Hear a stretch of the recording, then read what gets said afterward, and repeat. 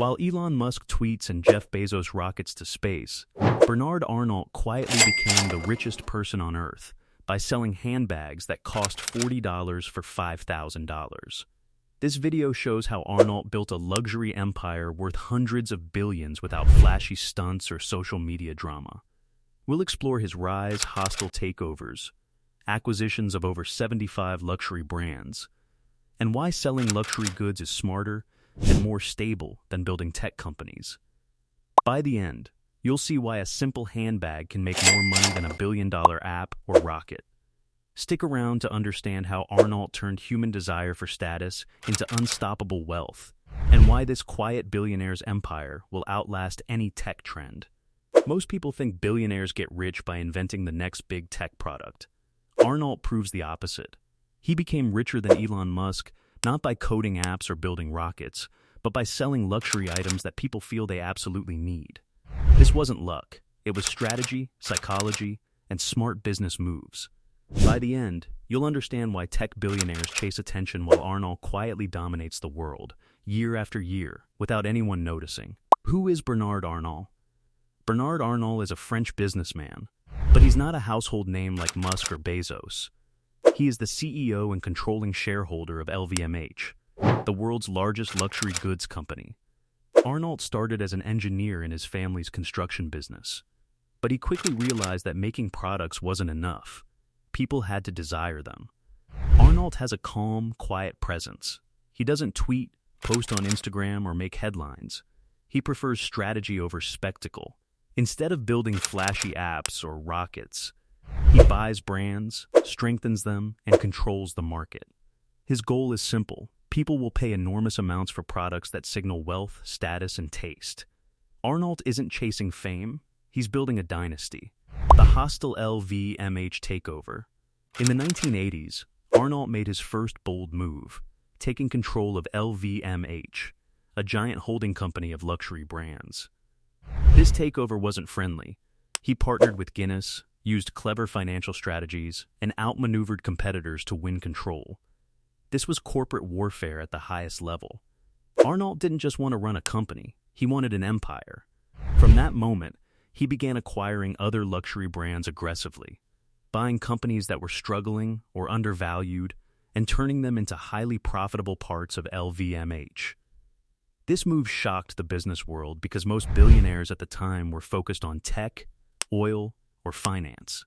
Arnault focused on human desire, a market almost no one else studied carefully. The acquisition strategy. Arnault's empire now includes over 75 brands, including Louis Vuitton, Dior, Givenchy, Fendi, Bulgari, Sephora, and Tiffany. His strategy was simple but brilliant. He bought high-quality brands with history and prestige, kept their identity intact, and charged prices that created enormous profit margins. For example, a Louis Vuitton handbag costs about $40 to make, but sells for $5,000. Unlike tech, which can be disrupted overnight, luxury brands can't be copied easily. Arnault wasn't just selling bags, watches, or perfume. He was selling desire, culture, and status. Every brand had a story, and he leveraged that story to make products irresistible. Even in times of economic downturn, luxury sales often continued because wealthy consumers wanted to signal success. Why luxury beats tech? Luxury has three major advantages over tech. First, there's no risk of being disrupted. A handbag can remain desirable for decades. A new app can become obsolete in a year. Second, people pay enormous amounts above the production cost. Third, luxury carries history, prestige, and identity that competitors cannot replicate. Arnault understood human psychology better than most tech CEOs understood coding. Technology can be copied, updated, or improved, but a Louis Vuitton bag is timeless. It represents status, taste, and exclusivity, things that never go out of style. Even during recessions or crises, people with wealth still buy luxury, which makes the business incredibly resilient. That's why Arnault's empire continues to grow, while tech companies often face constant disruption. Tiffany acquisition during COVID. In 2020, Arnault made another masterstroke by acquiring Tiffany & Co. for $16 billion. During COVID, Most companies were weak, stock prices fell, and investors panicked. Arnault saw an opportunity. He bought Tiffany at a lower price, strengthened the brand, and increased its global presence. This move shows his opportunistic genius. He doesn't wait for perfect moments, he creates them. Luxury isn't about being flashy. It's about timing, patience, and quiet dominance. By acquiring Tiffany, he not only expanded LVMH's portfolio, but also strengthened the brand's image as a symbol of lasting wealth, increasing long-term value. The quiet billionaire. Arnault stays private while other billionaires chase fame. He doesn't tweet, post on social media, or fight in public.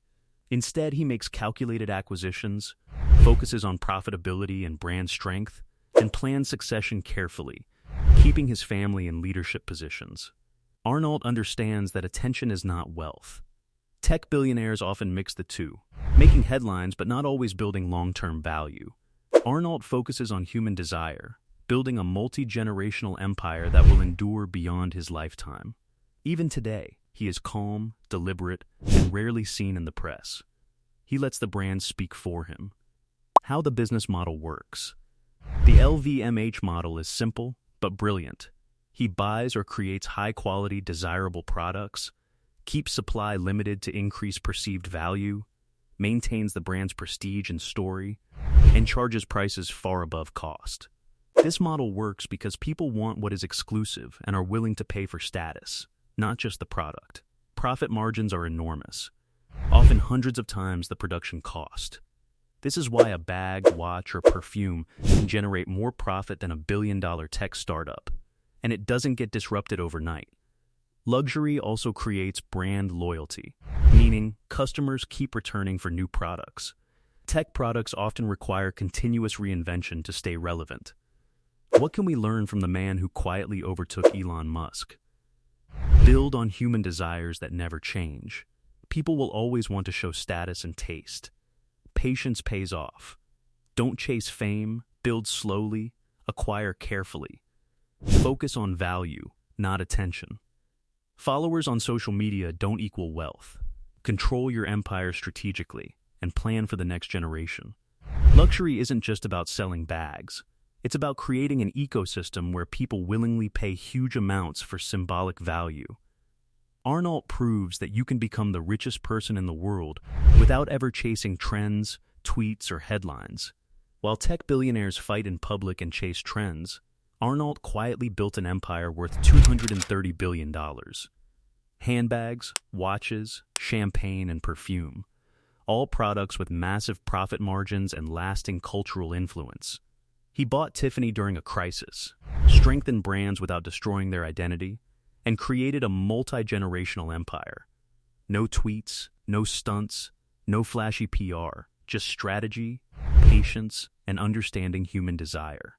Arnault proves that quiet strategy beats flashy disruption, and that some empires are built to last forever. Bernard Arnault became richer than Elon Musk by quietly buying brands, building desire, and charging thousands for products that cost only a few dollars to make. His strategy, acquisitions, limited supply, maintaining prestige, shows why luxury is more resilient than tech. This isn't a story about fame or attention. It's about human behavior, strategy, and creating an empire that lasts decades. And that's why Bernard Arnault, the billionaire you've never heard of, quietly sits at the top of the world, all thanks to handbags, human desire, and smart strategy.